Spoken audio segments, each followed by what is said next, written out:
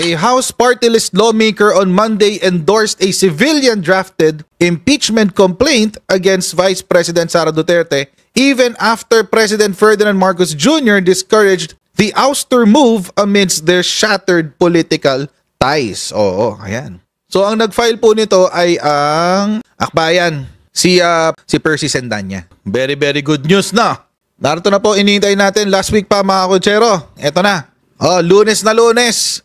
Buena mano, sa buwan ng Disyembre, may nag-file na ng impeachment complaint laban kay Sara Duterte. Yan. VP Sara Duterte faces impeachment complaint. Kanina lang ho ito, no? Press na press pa. 3:18 p.m. ng December 2. Basahin natin yung balita. A House party list lawmaker on Monday endorsed a civilian-drafted impeachment complaint against Vice President Sara Duterte even after President Ferdinand Marcos Jr. discouraged the ouster move amidst their shattered political ties. Oo, ayan. So ang nag-file po nito ay ang akbayan, si Percy Sendanya. Akbayan Party List Representative Percy Sendanya endorsed the impeachment complaint filed by civil society organizations and families of Tokhang victims to unseat Duterte, calling it a critical juncture in our nation's demand for accountability.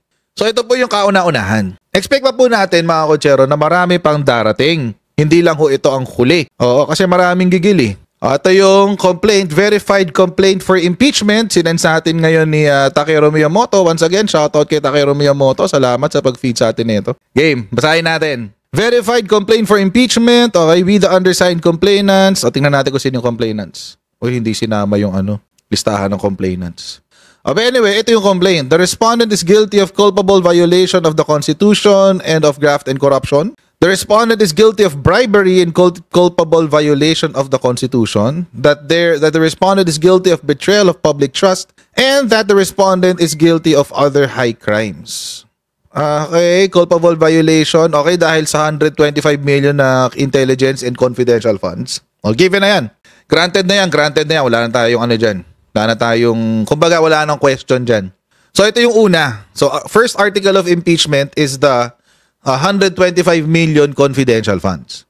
Mamaya na yan. Alam na natin yung mga explanation na yan. Article 2, second article of impeachment is the respondent, si Sara Duterte, is likewise failed and or refused to account for the 150 million and 500 million confidential intelligence funds she received for the DepEd, the OVP in 2023. So yung 125 million, alam naman natin mga kutsero, meron yung more than half of that has been declared by COA as irregular. Bakit?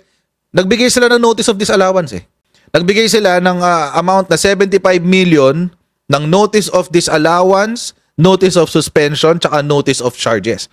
Although mga kutsero, it is still up for debate. Okay? Kasi nga nag-apila pa sila sa COA. Ang problema lang mga kutsero, dahil sa mga appeal na yan, batagal yan, aabot yan hanggang Supreme Court. Baka pag natapos yung mga hearing dyan, posible may bango na tayong Pangulo. Matagalo yan. So, I guess, in the meantime, pwedeng gawing article of impeachment yun. Yun po yung number 1. Article number 2, sa articles of impeachment, ay yung confidential fund niya noong 2023. Okay? So, yung article 1 ng impeachment ay doon sa kanyang confidential fund noong 2022. Etong confidential fund naman noong 2023 ang article 2. So, meron siyang 150 million para sa OVP at meron siyang 500 million para sa DepEd. At alam ho natin kung saan dinala to. Kay Mary Grace Piatos at kay Kokoy Villamin. At take note mga kutsero, ito pong 650 million pesos na to, ito ho yung unang naubos bago yung kanilang regular funds. So ibig sabihin, ito yung una nilang ginamit. Pero meron silang, out of the 650 billion, meron silang 12 billion na may notice of disallowance, charges, and suspensions. So, ito yung pangalawa sa confidential fund. Kasama doon yung confidential fund. So, meron ng nakasalang na pangalawa. Okay. Parehong confidential fund, yung first two articles of impeachment. Third article of impeachment, mga kutsero, puntahan natin. Yung kanyang, okay, ito mas madali itong ipagtanggol actually. Yung kanyang pagtatago, kanyang pag-iwas sa pagsagot sa mga tanong tungkol sa kanyang budget. Yung po yung kanyang article 3. Mas madali ito. Kasi lantaran dito, binastos niya dito ang lower house eh. Actually, kaya nagkaroon ngayon ng hindi naman mindset, pero parang kaya meron ngayong push or pagtutulak for the impeachment of Sara Duterte. It's primarily because of her resistance, yung kanya hong pagtanggi sa kanya hong hindi pagharap at hindi pagsagot sa mga tanong tungkol sa paggamit niya ng kanyang pondo. Kaya ho may issue. Yun ho ang umpisa ng lahat ng yan. Tututusin. Yun ho ang umpisa ng lahat ng yan. Hindi pa nga yung 2022 confidential funds eh. Etong 2023 confidential funds ang inisyuhan. So ito, yung kanyang Article 3. Article 4 ay received and squandered the scandalous amount of 2,735,000,000 in confidential intelligence funds during her 3 terms as mayor of Davao City. Ay, mahihirapan tayo dito. Mahirapan tong Article 4. Bakit? Kasi this is history. Actually, mas maganda kung itong Article 4 ay sinama nila sa Article 2. Bakit? Hindi na siya mayor eh. Ano pang gagawin sa kanya? Hindi na siya mayor eh. Although it's a valid question, it is a valid article of impeachment. Kaso hindi na siya mayor. Eh buti sana kung siya ay tatanggalin bilang mayor. Eh hindi. Kung siya ay kakasuhan ng graft nung siya ay mayor ng Davao City, pwede. Kaso hindi eh. So feeling ko ano lang to, pampakapal. Padding lang yan, padding. Hindi ano yan, hindi ubra yan. Yung first 2 pwede. First 3 pwede yun, first 3. Ito yun, no? 460 million.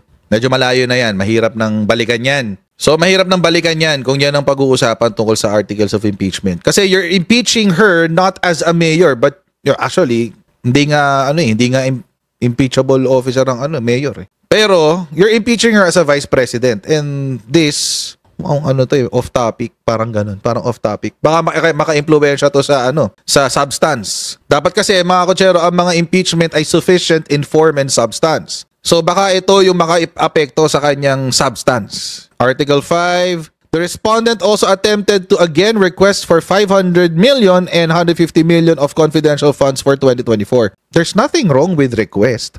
Ang masama ho kapag ginamit mo ng mali. Yun ho ang masama. So, parang they shot themselves in the foot dito sa Wala akong masama sa pag-request eh. Parang they shot themselves in the foot dito sa na to sa impeachment complaint na to Wala masama sa pag-request eh. Buti sana kung nag-request and then ginamit ng mali. Ayun, pwede. Walang problema dun. Tulad nung ginawa niya dun sa confidential funds noong 2023. Ayun. Yun, pasok na pasok yun. Pasok na pasok yun. Pero to, parang 4 and 5, parang malabo. Bahala sila kung paano nila i-defend yan. Pero parang malabo yung 4 and 5. I think they shot themselves in the foot. Okay, allegations common to the first. Okay, so ito yung argumento nila. Yung Article 4 and 5 ay pattern. Baka ganun ang gusto nilang i-allege. So, meron siyang corruption sa Article 1 niya, yung corruption sa 2022 confidential funds, yung 125 million. Article 2, yung kanyang corruption sa 2023 confidential funds, total of 650 million. Article 3, mga kotsero, ay yung ayaw niyang pagsagot or yung pag-iwas at hindi niya pagsagot sa confidential funds issue ng 2022 at 2023. Yun yung first 3. Pwede yun. Pasok yun. Tapos, yung 4 and 5, yung allegation 4 and 5, allegation number 4, which is tungkol sa paggamit niya ng confidential funds nung siya ay mayor, at yung article number 5, which is yung pag-request niya ng budget para sa 2025 confidential funds, is parang it's a showing of a pattern of behavior. Kung ganun, kung showing of pattern lang, sana sinama na lang nila sa Article 2 or sa Article 3. Kasi pattern lang naman. Hindi ko alam kung paano to i-appreciate ng ng Committee on Justice Mukhang mahihirapan sila dito. Akbayan. May Article 6 pa. The respondent left the Department of Education with more than 12 billion pesos in disallowances suspension. Ito, pwede to, pasok to, Article 6. Ang magiging depensa dyan ng Vice President ay, as usual, hindi pa tapos ang COA review.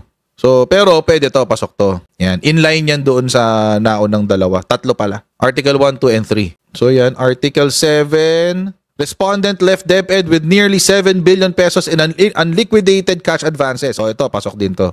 Sure yan, pasok yan. Yung dalawa lang, yung Article 4 and 5, yung parang medyo off. Ewan ko lang kung paano nila i-defend.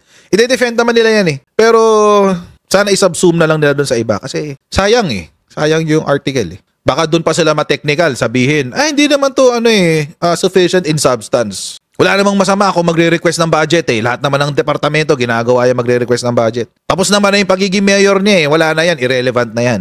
So, parang ewan ko lang. Parang nabutasan sila doon.